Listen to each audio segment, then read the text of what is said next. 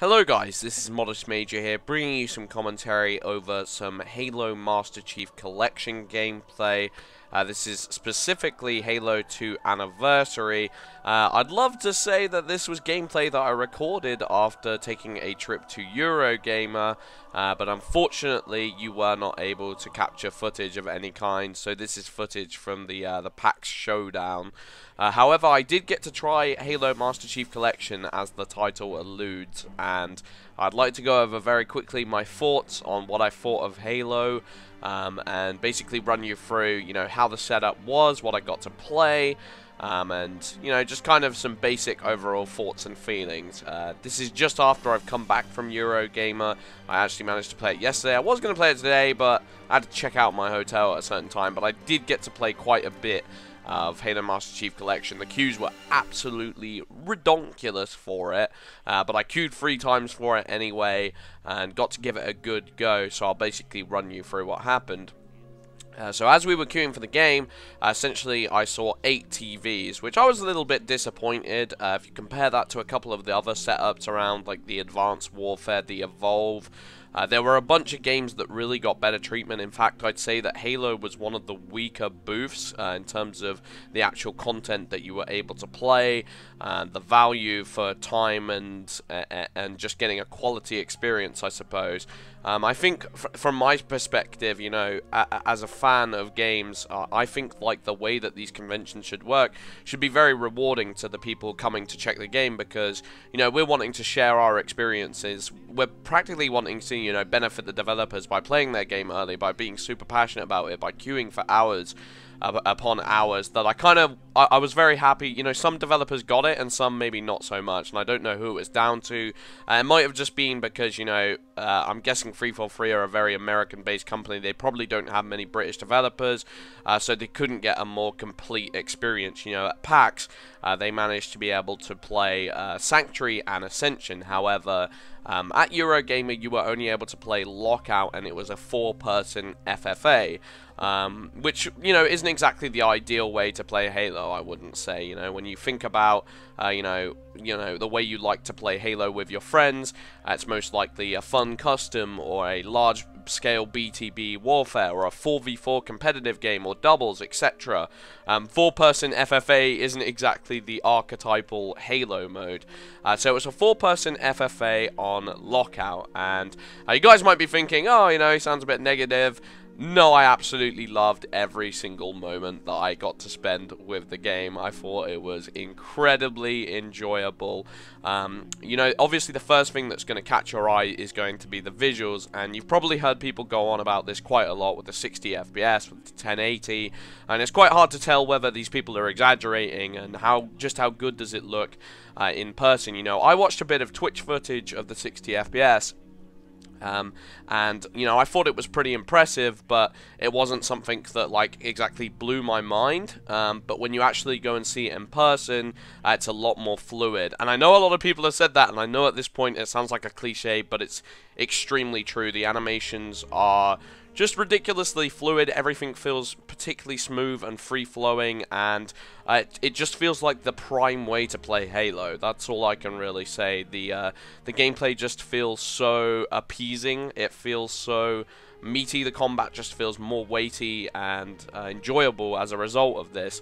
And I used to be the sort of person who thought that comparisons of 60 FPS and 1080 were maybe over exaggerations, and were maybe a kind of an elitist mindset. I've always said, graphics shouldn't make your game. It shouldn't sell you your purchase. But at the same time, having a game like Halo, where this gun-on-gun combat is such a high operative when you're actually playing the game, that it would be it's made extremely enjoyable and extremely more rewarding by the actual feel of the engine. It's a very big part of the game's appeal, in my honest opinion. So I'll talk about the actual weapons. The sniper rifle, to me, feels and functions just how you'd want it to be. To me, it is now the prime sniper in every Halo game that I've played. It's my most enjoyable, both from the aesthetics, from the actual, feel of the weapon, and most importantly, the sound design. This thing sounds like a cannon. It's extremely enjoyable to shoot.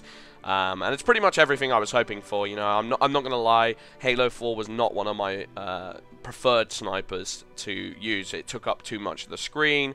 I didn't really like the rate of fire. It felt a little bit too slow, and it took me a really long time to get to grips with it, whereas the sniper in this feels like the perfect, the ideal sniper that you'd want from a Halo game. It wasn't something that I would pick up much in the FFA, you know, it's something that I go to and I really wanted to try out, but at the same time, if I was actually looking for the win, which I was, you know, it actually became the smart decision to go for the energy sword, because guys, when you pick up the energy sword in this game, you might be a little bit taken aback by how much of an absolute beast this weapon is. It is disgusting. The range is absolutely redonkulous. Delementary, another Halo commentator, made a pretty good point that BXR was quite a good way of counteracting the power of the energy sword,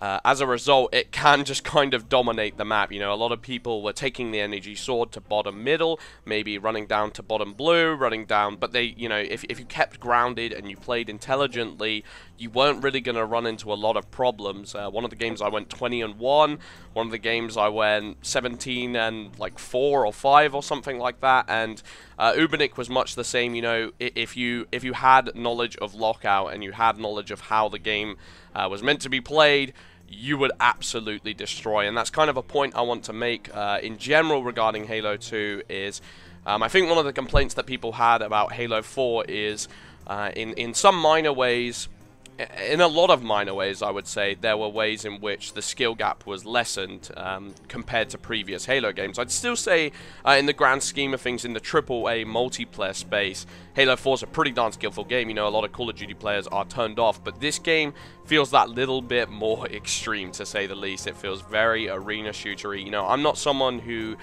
you know, I played Halo 2 a lot back in the day, but I played it more from a casual player's perspective of let's play customs, let's play zombies, and I didn't really dive into the multiplayer, and it's just really exciting and really refreshing to get a game that places a huge amount of importance on being a skillful player, on learning the maps, and it punishes you severely if you're not keeping up with it. And in Halo 4, I feel like it's easier to like slip a death to the enemy team, you know, even if they're not particularly skilled, even if they don't know much about the game. There's just ways in which you can be overwhelmed without much of a fighting chance, because it levels out the playing field. Whereas I feel like Halo 2 is one of these games that is just, it's a little bit brutal, it's a little bit merciless, and there were a lot of players getting their butts handed to them at Eurogamer, and it's kind of hard to tell how it will play out in real life, because, you know, when the actual game releases, because there's a lot of game journalists at Eurogamer who probably play a bunch of indie games, or they have an interest in a very specific niche game, but they don't necessarily know how Halo functions. But let's just say the people weren't very good when we saw them at the event, so it's kind of hard to get a real feel, especially as, you know, going back to it, it was 4-person FFA. Like I said, so we didn't get to use the callouts. The setup in general was just pretty darn disappointing. You know, it was really, really awesome to get to enjoy the game, but at the same time, you felt like you were doing it on their terms, not on your own terms. You didn't get to play the game in the way you wanted, and I'm not saying I wanted to, you know, sit there. I wasn't expecting to delve in and play a bunch of customs and do whatever the frick I wanted, but at the same time, it felt very restricted and very like, you know, go in, do this, and then get out, and it was like an 8-minute experience. And it could get a little bit defensive, because 4 people on lockout didn't really make much sense. But I think what this really stands to say is that it's a testament to how much I enjoyed the game, that I still absolutely loved it, despite the kind of mediocre setup. It had one of the worst setups at Eurogamer, yet it was my most favorite game by far.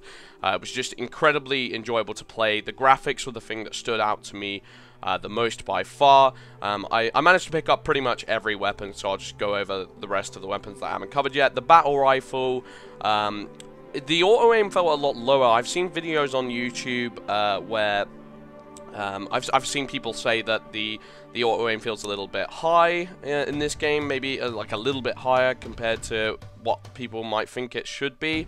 And I've also seen videos of old Halo 2 footage where, like, it would have auto-aim problems, where, like, if you aimed at the chest, it might, like, auto-lock on the head, and I didn't really notice anything like that. To be honest, the battle rifle felt pretty much ideal to me.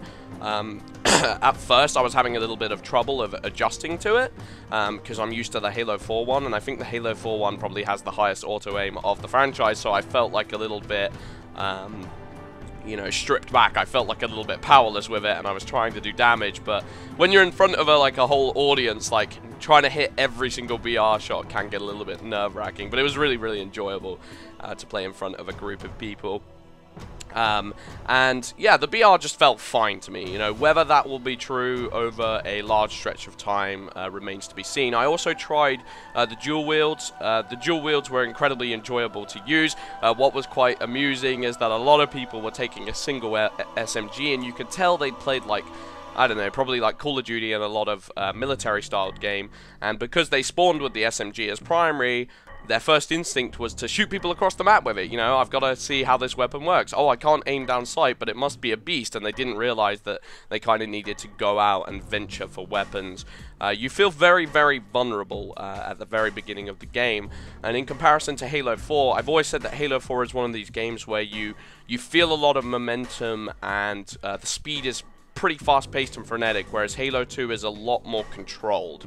And as a result, when you first step into Halo 2, you might feel a little bit just vulnerable. You might just feel a little bit out of place. The sensitivity felt a little bit strange to me as well, and it seemed like a game where you could get overwhelmed, not by the speed, but just by your lack of speed in certain high-pressure situations.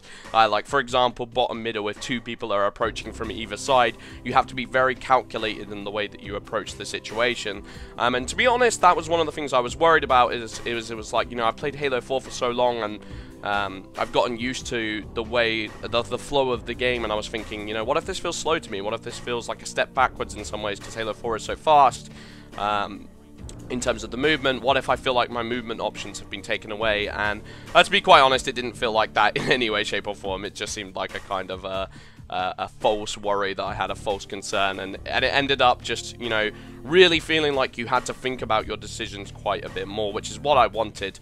You know, when I was saying the energy sword is really, really OP, it was OP, but one of the games I was playing against Ubernick, you know, Ubernick is a much better player than anyone else I was going to play on the show floor. And as a result, like, I had to be a lot more careful and considerate with my sword, because although it had this ridiculous range, Nick was aware of that range, and he knew how to exploit me into situations where I'd start moving somewhere, but because I was moving so slow, I was very predictable, and I wasn't going to overwhelm him anytime soon, so I would have had to find another plan of attack. And I feel like, you know, once you gain a knowledge of the game and an understanding of the game on a deeper level, it's just going to keep, you know, it's just going to get deeper and deeper, and the meta game will become more and more apparent to you. And it's very exciting from my perspective of getting to revisit Halo 2, but in a completely different way than I used to. You know, I'm used to the Last Resort, or the Zanzibar customs, and the Blood Gulch customs, or the Coagulation. I'm getting my maps confused, I'm an idiot. But there we go.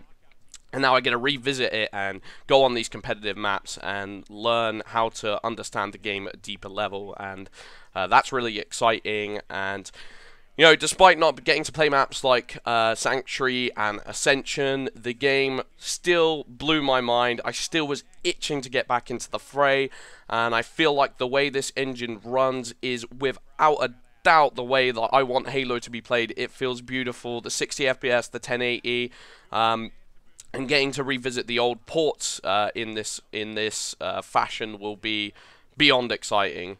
So I hope you guys enjoyed watching the video. I've been Modest Major. I'm going to go into another video and kind of do like a semi-podcast going over my thoughts of multiple games like Evolve and Call of Duty Advanced Warfare. So stay tuned for that, but I'm not going to cover it in this video. I just wanted to do solely Halo. But I hope you guys enjoyed my thoughts on the video. If you have any questions, feel free to shoot them off in the comments, and I will do my best to answer. I've been Modest Major. Thank you for watching. Peace.